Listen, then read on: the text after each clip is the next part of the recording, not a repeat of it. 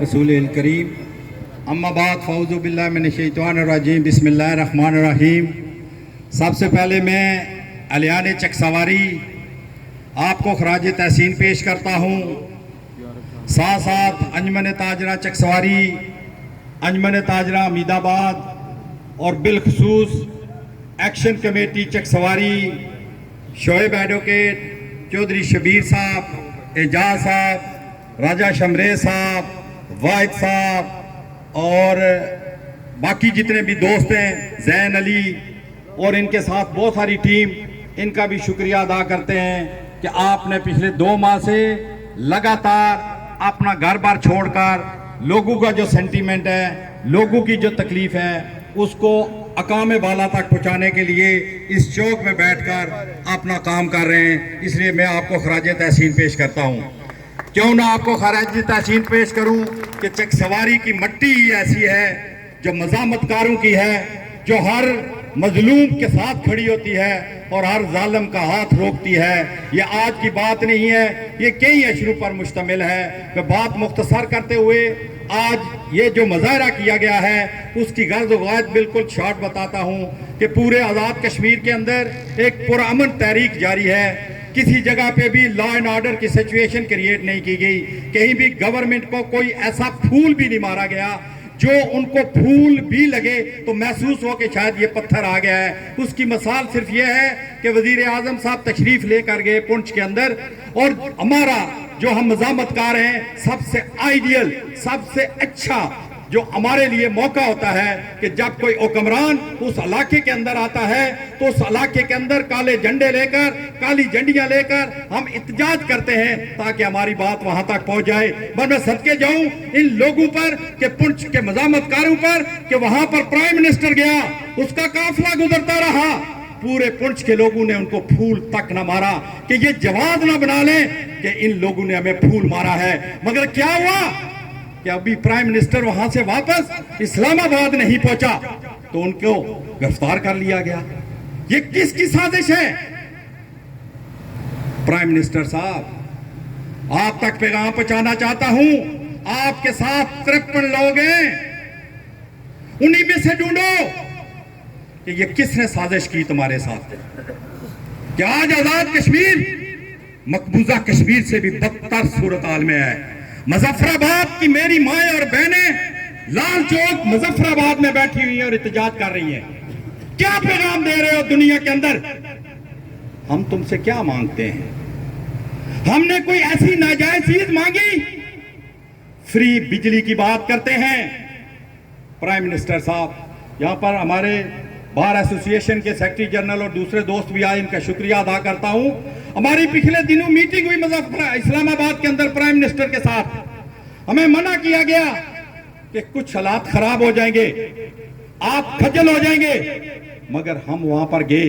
اسی بات کو ختم بھی کروں گا، پرائم منسٹر کے سامنے ہم بیٹھے، پرائم منسٹر ہمارے سامنے بیٹھے، ان کے بارے میں مشہور ہے کہ وہ اپنی باتوں میں لوگوں کو گھیر لیتے ہیں، وہ بہت اچھے انٹیلیجنٹ ہیں، بلکہ جینیس ہیں اور ہر چیز پر عبور اثر رکھتے ہیں۔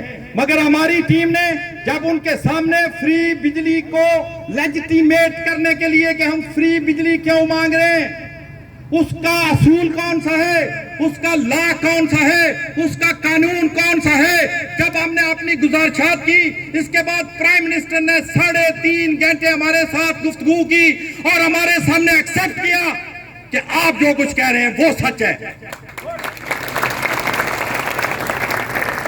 پرائم منسٹر صاحب، آپ نے ہم سے 45 دن مانگے، ڈنڈے برسانے کے لیے نہیں، جیلوں میں بھیجنے کے لیے نہیں۔ آپ نے یہ کہا کہ میرے پاس 2 ارب 8 کروڑ یونٹ بجلی پاکستان سے آتی ہے، 5 پل لگتے ہیں آزاد کشمیر کے اندر، جب وہ بجلی اس طرف آتی ہے اور 1 ارب 8 کروڑ یونٹ وہاں سے غائب ہو جاتے ہیں، وہ غائب نہیں ہوتے بلکہ چوری ہو جاتے ہیں۔ وہ چوری آپ لوگ نہیں کرتے، میرپور والے نہیں کرتے، پرچ والے نہیں کرتے، مظفر آباد والے نہیں کرتے، وہ ججز کرتے ہیں، بیوروکریٹ کرتے ہیں، وہ محکمہ پنچایت والے کرتے ہیں۔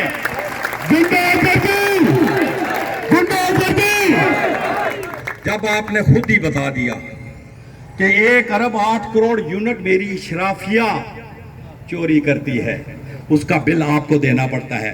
دوسری بات آپ نے کی، لائن لاسز 31% ہو جاتے ہیں، اس کا مقصد ہے کہ 69 لاکھ آپ کے پاس ٹوٹل بجلی کے یونٹ بچتے ہیں، یہ 33% بنتے ہیں۔ آپ نے کہا، میں نے نہیں کہا، وزیر اعظم صاحب آپ ہماری تاریخ سے واقف نہیں ہیں۔ جنرل مشرف پاکستان سے آیا تھا 30 ستمبر 2001 کو میرپور کے شہید چوک میں، ہم نے اس کو بتایا تھا جگمون سری نگر میں کیا کرتا ہے اور شہید چوک میرپور میں تم میرپوریوں کے ساتھ کیا کرتے ہو۔ تو وہ میں بات کر رہا تھا کہ وزیر اعظم نے کہا کہ آپ جائیں، مجھے 45 دن دیں۔ 45 دن آپ نے کیا مانگے تھے کہ پہلے میں چیف سیکرٹری سے لے کر بیوروکریٹس تک، بیوروکریٹ سے لے کر ججز تک، ججز سے لے کر محکمہ برقیات کی اوور ہالنگ کر کے، ان سے بل وصول کر کے، وہ جو بل آپ لوگوں غریبوں پر زیادہ آیا ہے آپ کی طرح ٹرانسفر کر کے آپ کو اس میں ریلیف دوں گا۔ یہ میں نے تو نہیں کہا، کامران طارق اور اس کی ٹیم نے تو نہیں کہا، وزیر اعظم صاحب آپ نے 11 منسٹروں کے سامنے کہا ہے اور ایکسپٹ کیا ہے، مگر میری سمجھ سے یہ بات بالاتر ہے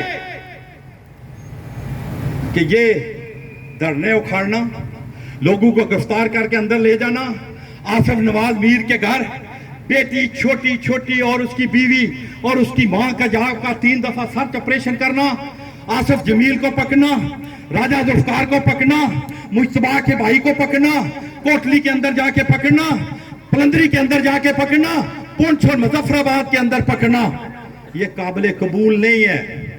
یہ چک سواری کی دھرتی کا سب سے پرامن چہرہ ایکشن کمیٹی نے آپ کو دکھایا ہے کہ کتنے پرامن ہیں۔ یاد رکھو، جب پرامنی چھوڑتا ہے تو سب سے خطرناک پھر وہی ہوتا ہے۔ ضمیر انسان اگر صدا دے تو کثر انصاف گونجتا ہے، صحیفے بھی آنکھ کھولتے ہیں، قلم بھی ہاتھوں میں بولتا ہے، اگر زبانیں ہی گنگ ٹھہرے تو جبر دورہ سے کیا شکایت کہ آخری قطرہ تک لہو کا ہر ایک غاصب نچوڑتا ہے۔ اس بات پہ بات ختم کر کے آج کل ایک بات چل رہی ہے، فری بجلی کس چیز کی؟ یہ کوئی قانون نہیں ہے۔ پرائم منسٹر کہتے ہیں، ان کے منسٹرز کہتے ہیں، ان کے آگے تھالا آزما کہتے ہیں، ان کے لیے جواب دے کے اجازت چاہوں گا۔ مجھے پرائم منسٹر اور اس کے منسٹر بتا دیں، دنیا کے اندر کہاں قانون موجود ہے کہ ججز فری بجلی لیں، فری پیٹرول لیں، فری فون کے بل ادا کریں؟ کہاں پہ لکھا ہوا ہے کہ ججز کے بچے جو اسکولوں میں پڑھتے ہیں وہ سرکاری گاڑیوں میں واپس آئے؟ کہاں لکھا ہوا ہے فری بجلی؟ چیف سیکرٹری سے لے کر تمام بیوروکریٹس، تمام بجلی کے محکمے فری بجلی لیں، اور یہ غریب لوگ جو دیہی دار ہیں، مظلوم ہیں، محکوم ہیں، جن کے پاس پیسے نہیں ہیں، یہ اپنی دیہڑیاں لگا کر تمہارا پیٹ پالیں۔ ہاں، ہمیں حق حاصل ہے پاکستان کے آئین کے مطابق، شک نمبر 157 اور شک نمبر 161 پاکستان کی میری نہیں، آئین پاکستان کی، آزاد کشمیر کی نہیں، وہ ہمیں اجازت دیتی ہے، حق دیتی ہے کہ جہاں سے بھی کوئی بھی قدرتی چیز پیدا ہوتی ہے اس کا نیٹ ہائیڈل پاور اور اس کا کنٹرول پورے کا پورا اس علاقے کو دیا جاتا ہے۔ اس لیے میں کہتا ہوں کہ ہمیں فری بجلی دی جائے۔ ایکشن کمیٹی کے دوستوں، میں آپ سے وعدہ کرتا ہوں، آپ نے دن دہاڑے راتوں کو جا کر جس طرح یہاں پر کام کیا ہے، آنے والے دن بڑے مشکل ہیں۔ لفظوں کو بیچتا ہوں، پیالے خرید لو، شب کا سفر ہے، کچھ تو اجالے خرید لو، مجھ سے امیر شہر کا نہ ہوگا احترام، میری زبان کے واسطے تالے خرید لو۔ میرے دوستو، آپ پہ مشکل وقت آنے والا ہے، مگر میں آپ سے یہاں پر وعدہ کرتا ہوں کہ جہاں پر آپ کا پسینہ ہوگا، جہاں پر انتظامیہ کا آپ کی طرح بڑا ہوا ہاتھ ہوگا، عارف چودھری کا وہاں پر خون ہوگا، خون ہوگا۔